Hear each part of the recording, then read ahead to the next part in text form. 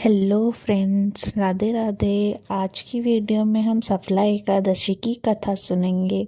कथा सुनने से पहले आप हमारी वीडियो को लाइक और सब्सक्राइब करना ना भूलें। तो चलिए हम कथा स्टार्ट करते हैं। भगवान कृष्ण बोले, हे युधिष्ठिर, मैं दान, स्नान, तीर्थ, तप इत्यादि शुभ कर्मों से शीघ्र प्रसन्न नहीं होता हूँ। एकादशी व्रत करने वाला मुझे प्राणों के समान प्रिय लगता है।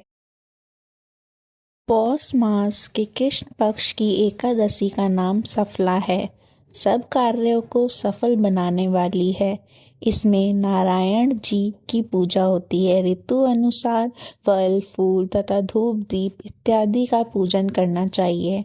महात्म्य की कथा भी कहता हूँ, प्रेम से सुनो। चंपावती नगरी में महिष्यमान नाम का राजा राज्य करता था। उसके 4 पुत्र थे। बड़े पुत्र का नाम लुम्पक था। वह बड़ा दुराचारी था। मांस, मदिरा, प्रस्त्री गमन, वेश्याओं का संग इत्यादि कुकर्मों से संपूर्ण था। पिता ने उसे अपने राज्य से निकाल दिया। वन में एक पीपल का वृक्ष था जो भगवान को बहुत ही प्रिय था।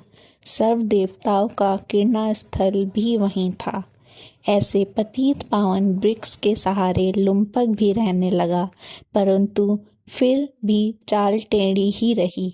पिता के राज में चोरी करने चला जाता था।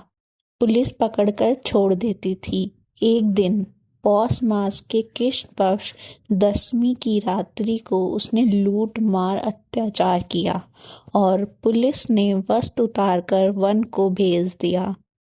बेचारा पीपल की शरण में आ गया। इधर हेमगिरी पर्वत की पवन भी आ पहुंची।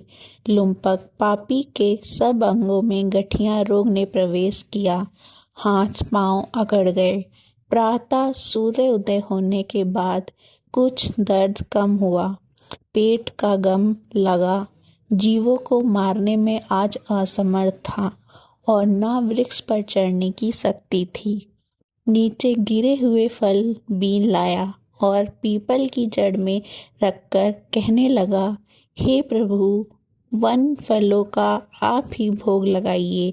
मैं अब भूख हड़ताल करके शरीर को छोड़ दूंगा। मेरे इस कष्ट भरे जीवन से मृत्यु भली है। ऐसा कहकर प्रभु के ध्यान में मगन हो गया। रात्रि भर नींद न आई।